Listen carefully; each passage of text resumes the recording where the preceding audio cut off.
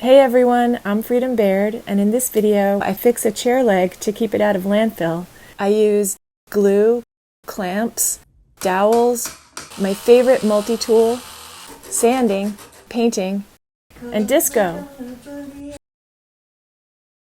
Hi guys, this is a nice hardwood kitchen chair that was a casualty of a recent move by a family member. You can see that the leg just split. As far as the repair is concerned, that's helpful because there's actually a pretty big surface area in here where I can get some wood glue in and clamp it up.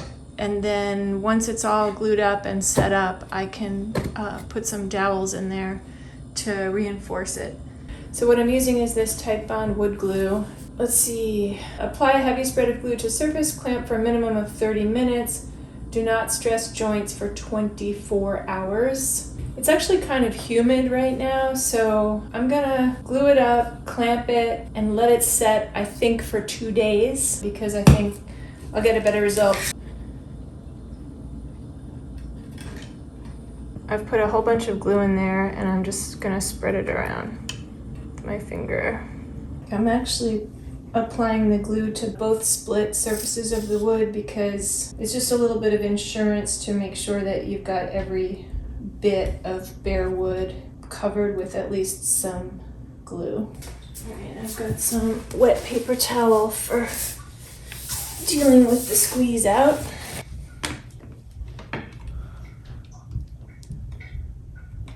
And this was such a clean break that, you know, clamping it is not too complicated.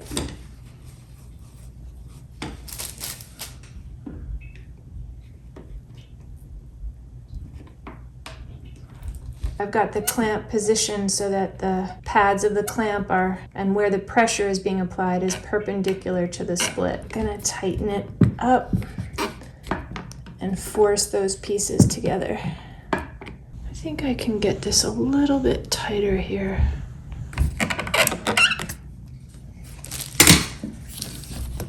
There we go. I just needed to kind of hold it with my hand and really align those pieces of wood. So now it's really lined up and you can see that seam. It's really tight now.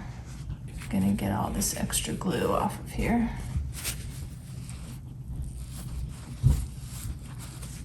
I've got the chair upside down on a table now just to take the pressure off the legs entirely. And I was able to go in and just double check and make sure that I got all the excess glue off.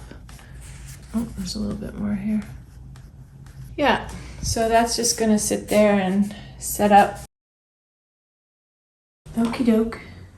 So the next step, now that this is set up for a couple of days, is I'm going to put a few dowels in there. What I'm gonna do actually first is I've got some scrap wood and I'm going to drill a hole with a 5/16 bit and see if I can fit a dowel in there. That fits really well actually. I'm gonna drill a pilot hole first with a smaller bit just so I can get a straight line through the material. When I drill these holes, I figure if they're in here at different angles, that will distribute the load throughout the leg. So hopefully that will help it not break again. That's 2, 3. You can see those 4 pilot holes. I'm gonna put the 5/16 bit in there.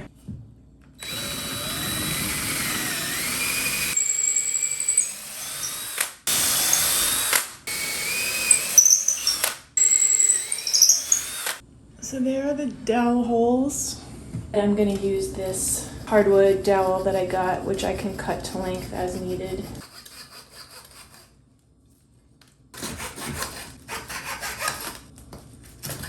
Let me put a little more glue in here.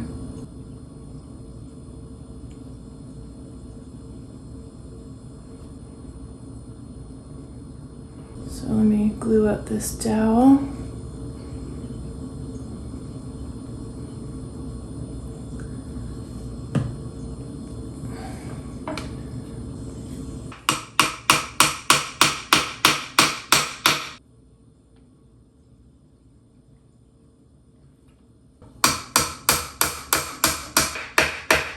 That one is out the other side.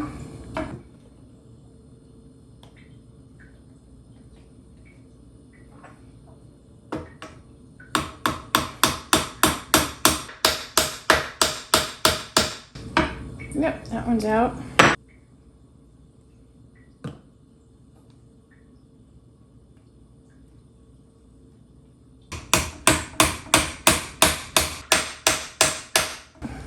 There, that's out.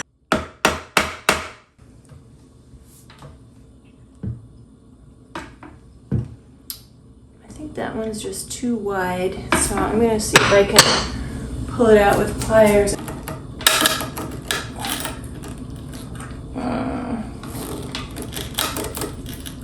Yeah, it's kind of splintering. Ooh! For this one, I'm gonna just try and run the drill through this hole one more time. See if that helps.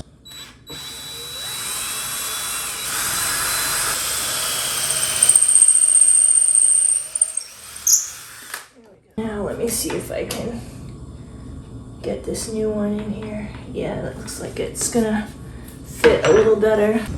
So I'm gonna tap it in.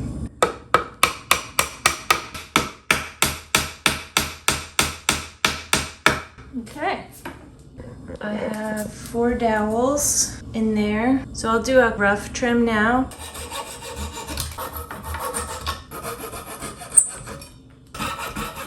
This one is at a weird angle.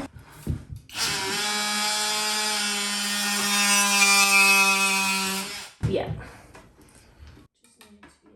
They're sticking out slightly, which is good. That's what I want, because then when the glue's set up, I can sand them to match the profile of the chair leg.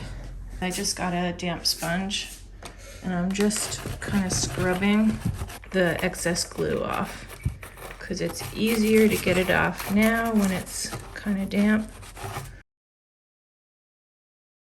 Before I get to sanding and painting it, I'm going to sit in the chair and see if it holds up. Sturdy. Not cracking. Scooch forward, scooch backwards. So, it seems to be holding for now. Yeah, so I'm gonna go ahead and sand it and paint it. There are a couple of spots that are pretty raised, so I'm just gonna trim those a little bit with the multi-tool. The multi-tool is amazing. It's like an electric chisel.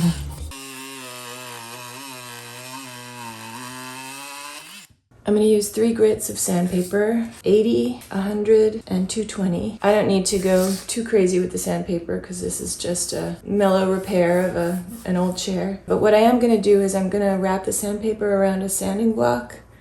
This is just scrap wood, because that way when I'm sanding, if I use my hand and I sand like this, I might take off more of the paint on the leg than I want to. If I use a sanding block, then I'm just kind of tangential to the leg, and I can just get the raised bits off. It's easier.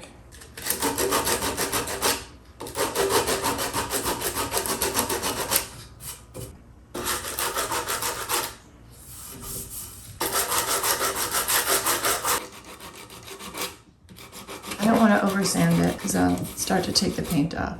So this is sanded as well, nice and smooth. Looking at this seam, it doesn't really need to be filled. There's glue in there, but what I can do instead is I can just hit it with some sandpaper so it's smooth. Before I paint it, I'm gonna tack it, get all the dust off, because the paint will adhere to the surface so much better if it's clean and dry. Here's the paint that I have. It's just an interior acrylic latex, flat. Because this is such a small touch-up, I'm not worried that this is flat finish and the legs are semi-gloss. This is just a plain white. I'm gonna adjust the color a tiny little bit. The paint on the chair is an ivory. This is a plain white. The ivory's got a little bit of yellow in it and a little bit of brown. What I'm using are these acrylic paints that I had in the studio. I need such a small amount that I'm actually just gonna use a toothpick to put it in, because a little bit goes a long way.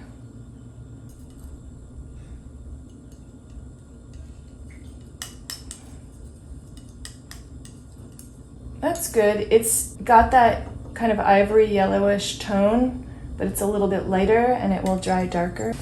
All right, time for some touch-ups.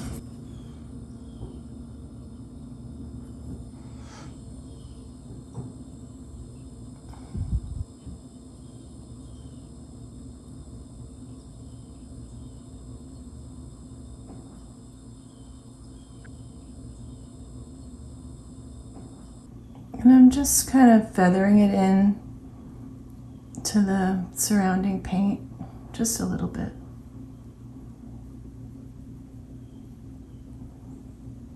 And, you know, while I'm here, I could just, there's a couple of other nicks.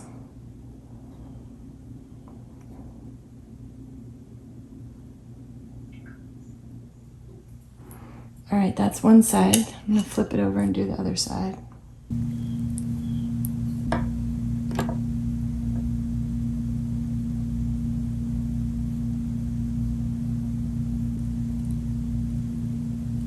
The last thing I'm going to do is these two seams that are running along the edge of the repair.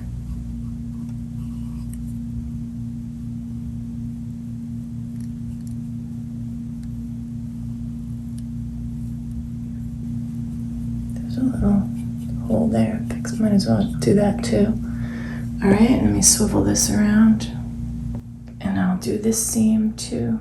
After I brush the paint on, if it's not smooth, I just go back and I'm brushing with brush strokes in the direction of the wood grain, which is also the direction of the chair leg itself. So I'm gonna put all my tools away, clean up, and then once that's done, I'm gonna hit these dowels one more time with one more little spot of paint, and then I'm gonna call it done. The first coat is dry to the touch right now, so I am gonna put a second coat on all of these dowels.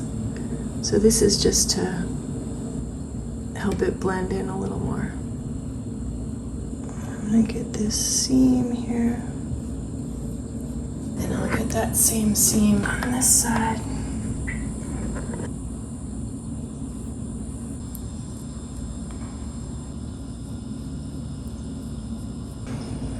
So here's what it looks like after second coat of touch-up paint. Can hardly even see it from the back side. All right, let's try it one more time. Get on up on the floor, 'cause we're gonna boogie, oogie, oogie till we just can't boogie no more. Boogie, boogie no more. Listen to the music.